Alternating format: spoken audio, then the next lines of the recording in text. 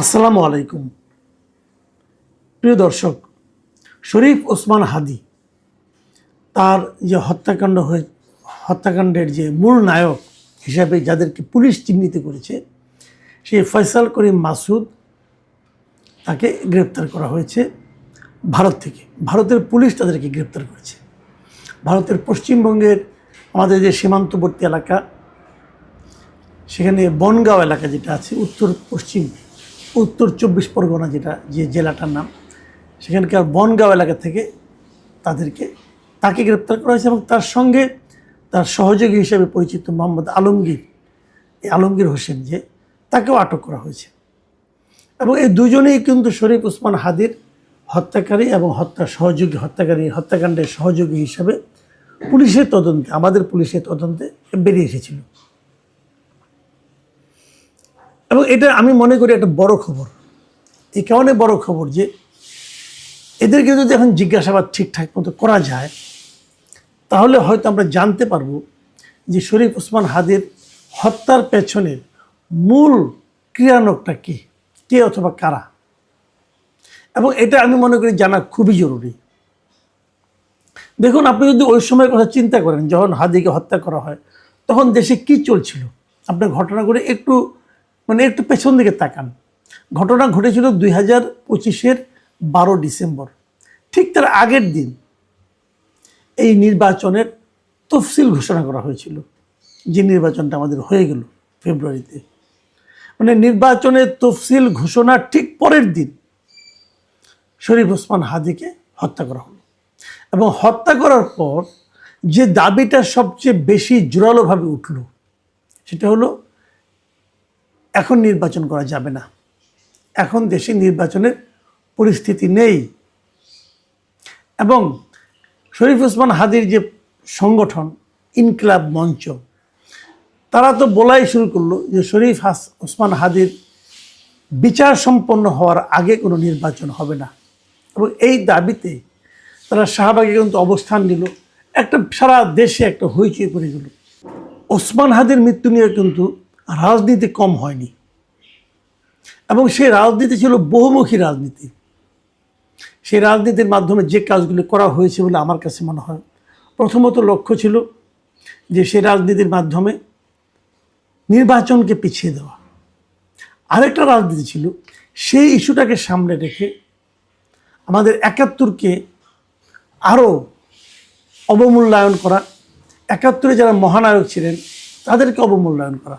এবং সেই অবমূল্যায়নের একটা নমুনাও আমরা দেখলাম যে ঢাকা বিশ্ববিদ্যালয়ের বঙ্গবন্ধু যে হল ছিল, বঙ্গবন্ধু শেখ মুজিবের নামে যে ছাত্রদের যে হল ছিল, সেই হলের নাম চেঞ্জ করে তারা কিন্তু সেখানে শহীদ হাদির নামে নামকরণ করেছে। আরও অনেক করেছে। আমাদের জাতীয় কবির সমাধির পাশে হাদির কবর দেওয়া হবে, এই ধরনের একটা হুজুগ তুলে সেটাও করা হয়েছে। আমি হাদির অবস্থানকে অবমূল্যায়ন করছি না। হাদি অবশ্যই একজন, আমার বিবেচনা, তার সঙ্গে আমার ব্যক্তিগত পরিচয় ছিল, তার সঙ্গে আমি একাধিক জায়গায় টকশো করেছি।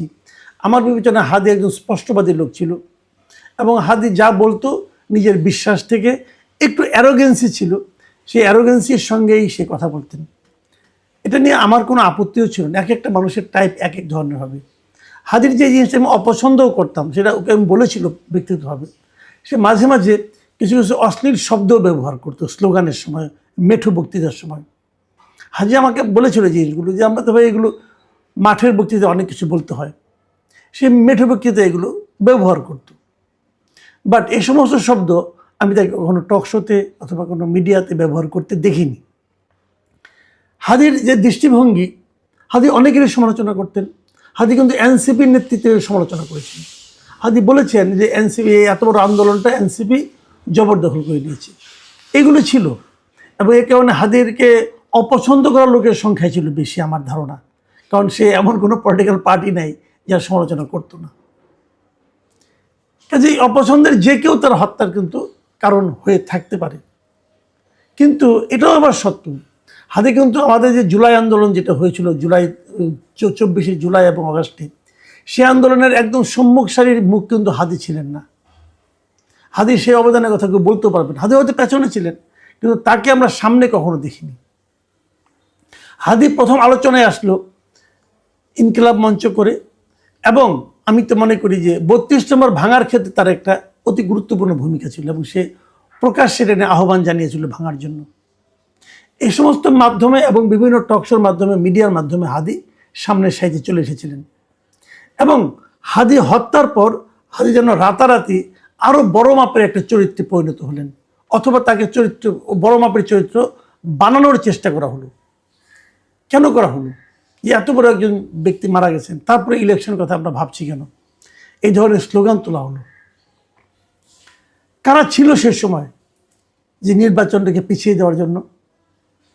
আপনারা একবার ভেবে দেখেন কারা ছিল। যারা ছিল তারা সেই চেষ্টাটা কিন্তু করেছে। হাদির যে জানাজা হয়েছিল শেরেবাংলা নগরে, এখানে অনেক বড় জানাজা, অনেক লোক উপস্থিত হয়েছিল। সেই উপস্থিতি নিয়েও নানা ধরনের বিতর্ক আছে। বলা হচ্ছে একটা বিশেষ রাজনৈতিক দল তারা সারা দেশের নেতাকর্মীদের সেই জানাজায় অংশ নেওয়ার জন্য পরিচিত করেছিল, আহ্বান জানিয়েছিল। তাদের উপস্থিতি এটাকে বড় করে দেখানোর একটা প্রজেক্ট ছিল। এরকম অনেক কিছু কিন্তু ছিল। হাদিকে নিয়ে সরকারও বাণিজ্য কম করে নাই। হাদির ভাইকে একটা কূটনৈতিক পদে নিয়োগ দেওয়া হয়েছিল। যা হোক, অনেক কিছু হয়েছে হাদিকে নিয়ে। সেগুলো আলটিমেটলি সময়ের বিবেচনায় আগামীতে কতটুকু টিকে থাকবে, কতটুকু টিকে থাকবে না, এটা হয়তো সময়ই দেখা যাবে। কিন্তু সে আলোচনায় আমি এখন যাচ্ছি না। আমি যে আলোচনাটা করছি সেটা হলো যে এই ফয়সাল করিম মাসুদ এবং আলমগীরকে ধরা হয়েছে, ভারতের পুলিশ তাদেরকে ধরেছে। আমার ধারণা সরকার যদি ঠিকঠাক মতো তাদেরকে চায়, এবং যদি তাদের সঙ্গে যেহেতু আমাদের একটা বন্দি প্রত্যর্পণ চুক্তি আছে, আমরা হয়তো তাদেরকে আমাদের এখানে নিয়ে আসতে পারবো।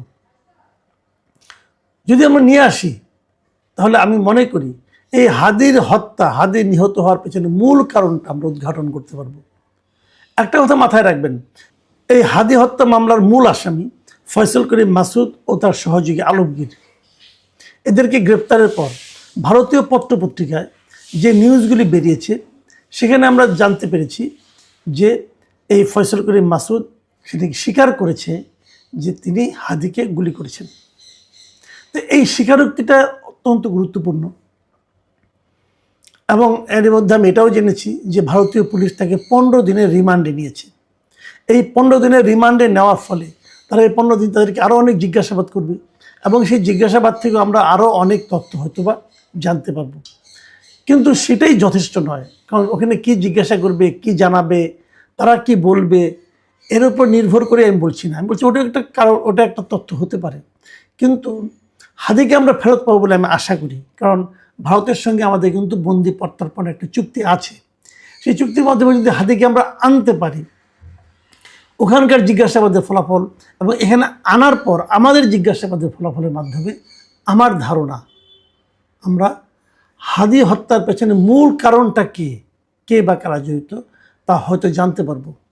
একটা কথা মাথায় রাখবেন, ট্রিগার যে টেপে সে খুনি, কোনো সন্দেহ নাই। কিন্তু এই ট্রিগার টিপের যে ব্যক্তিটা, সেই একমাত্র ব্যক্তি, এটাও সবসময় কিন্তু সত্য নাও হতে পারে। সে ভাড়াটে খুনিও হতে পারে। তাকে হয়তো কেউ বিপুল অঙ্কের টাকা দিয়ে এই কাজটা করতে বলেছে। কে দিয়েছে টাকা, কে বা কারা দিয়েছে টাকা, সেটা হলো সবচেয়ে জরুরি প্রশ্ন। যে খুন করেছে, যে ট্রিগার টিপেছে, তার তো শাস্তি হবে। কিন্তু এই ট্রিগার টেপার জন্য যে তাকে পরিচিত করেছে অথবা যে তাকে নিয়োগ করেছে, তার শাস্তি তো আরও বড়। এবং সে কে এবং তার কী উদ্দেশ্য ছিল, এগুলো কিন্তু উদ্ঘাটন করা আমি মনে করি এই সময়ে একটা জরুরি কাজ। এরই মধ্যে কিছু কিছু ঘটনা আমরা সোশ্যাল মিডিয়ায় দেখতে পাচ্ছি, সেগুলো আমি একেবারে ইগনোর করতে বলবো না, বলবো সেগুলো আপনারা একটা মাথায় রাখেন। যেমন একজন সোশ্যাল মিডিয়ার খুবই একটা পরিচিত মুখ নীলা ইসরাফিল, তিনি একটা কথা বলেছেন। তার একটা ফটো কার্ড দেখলাম, তার পেজেই দেখলাম যে ওসমান হাদি হত্যাকাণ্ডের 2 অভিযুক্ত গ্রেপ্তার হওয়ার খবর সামনে আসার সাথে সাথে ইনকিলাব মঞ্চের জুমা তার ফেসবুক আইডি অফ করে দিয়েছে। কিন্তু কেন? এখন এই প্রসঙ্গগুলো কিন্তু আসছে, অনেকেই দেখলাম ফেসবুকে এটা নিয়ে আলোচনা করছে। এই যে জুমা, যার কথা বলা হচ্ছে, সে ইনকিলাব মঞ্চের একজন ব্যক্তি। ইনকিলাব মঞ্চে আরও কয়েকজন ব্যক্তি আছে যা নাকি হাদির হত্যাকাণ্ড নিয়ে বিচারের জন্য রীতিমতো মানে আপনার শাহবাগ বন্ধ করে দেওয়া, আন্দোলন করা, সরকারকে বিব্রত করা, এই ধরনের ঘটনা কিন্তু অনেকেই কিন্তু করেছেন। এখন সেই যারা করেছিল তারা অনেকেই কিন্তু এখন চুপ হয়ে আছে। আমি খুব বিস্ময়ের সঙ্গে লক্ষ্য করলাম যে হাদির হত্যাকারীকে যখন গ্রেপ্তার করা হলো এবং এই গ্রেপ্তারের পর যে ইনকিলাব মঞ্চ যারা এত আন্দোলন করলো তাদের কোনো প্রতিক্রিয়া দেখলাম না। তারা যে সন্তোষ প্রকাশ করবে কি করবে না আমি দেখি না, আমার চোখে পড়েনি। অথবা জামাত ইসলাম বলেন, অথবা এনসিপির কথা বলবো না, জামাত ইসলামের কথা বলছি আমি তাদেরও কোনো পেজ, অথবা হাদি মৃত্যুর পরে কিন্তু জামাতের আমির পর্যন্ত এটা নিয়ে করেছিলেন, ওনারা ফেসবুকে লিখেছিলেন, পোস্ট করে দিয়েছিলেন। এখন কিন্তু সেরকম কিছু আর দেখছি না। এইগুলি কেন, সেগুলি কিন্তু আমি মনে করি যে দেখা দরকার। আর এই যে ফাতেমা তাসনিম জুমা যার কথা বলা হচ্ছে এবং যার দিকে অনেকেই বলছে যে উনিও নাকি এই ঘটনার পেছনে জড়িত থাকতে পারেন। একজন বলছে যে ফয়সাল গ্রেপ্তার হওয়ার সাথে সাথে নাকি জুমার তার মোবাইল সিম বন্ধ হয়ে গেছে, তার ফেসবুকে অ্যাকাউন্ট হয়েছে। এগুলি সত্য মিথ্যা আমি জানি না, এর মধ্যে অনেক কিছুই থাকতে পারে, কিন্তু সেগুলো কিন্তু আমি মনে করি বিবেচনায় নেওয়া দরকার। অনেক সময় এরকম ঘটনা আপনাদের নিশ্চয়ই মনে আছে যে ওই বরগুনায় একটা হত্যাকাণ্ড হয়েছিল, সেখানে মিন্নি নামে একটা মেয়েকে কীভাবে দেখা গেলো যে যিনি ওখানে সঙ্গে ছিলেন, যিনি ওনার প্রেমিকা ছিলেন, স্ত্রী ছিলেন যিনি, তিনিই নাকি পরে দেখা গেলো যেটা মূল মাস্টার মাইন্ড। এখন এরকম কিছু হয়েছে কিনা আমি জানি না, আমি বলতে পারবো না, কিন্তু আমি মনে করি সমস্ত অপশনগুলি পুলিশকে এখন থেকে মাথায় রাখতে হবে। তা না হলে কী হবে, প্রয়োজনের সময় কিন্তু আপনি দেখবেন যে পাখি উড়ে গেছে। সেটা যেটাই হোক, যাই ঘটুক, কার মাধ্যমে কি ঘটেছে, কিভাবে চেইনটা কিভাবে ছিল আমি জানি না, হয়তো উদ্ধার হবে। কিন্তু আমার মূল বক্তব্য হলো যে এ ধরনের হত্যাকাণ্ড যাতে আর কখনো না হয়, যদি পুনরাবৃত্তি না হয়, সেই দিকটা আমরা তখনই কেবল থামাতে পারবো যখন নাকি আমরা মূল হোতাকে ধরতে পারবো। এবং মূল হোতাকে ধরাটা এখন আমার কাছে মনে হয় যে ফয়সালকে ধরার পর এটা খুব ইজি হয়ে যাবে পুলিশের পক্ষে। এখন পুলিশ অথবা আমাদের তদন্তকারী কমিটির যারা আছেন, তদন্তকারী কর্মকর্তা যারা আছেন, তারা সেই সুযোগটা নেবেন কিনা, অথবা এই সরকার সেটা নিতে চাইবে কিনা, নিতে বলবে কিনা, সেগুলোও কিন্তু আমাদের সামনের দিনগুলিতে আমরা দেখতে পাবো। প্রিয় দর্শক, কেবল এটুকুই বলবো যে হাদি হত্যার বিচার হোক। হাদির অবস্থান আমাদের আন্দোলনে যা কিছুই থাকুক না কেন, হাদির কিছু বিতর্কিত কাজকর্ম থাকলেও থাকতে পারে, যদি থাকেও তার সত্ত্বেও আমি বলবো যে এর একটা দৃষ্টান্তমূলক বিচার এবং রহস্য উদ্ঘাটন হওয়া খুবই জরুরি। প্রিয় দর্শক, এখন এ পর্যন্তই।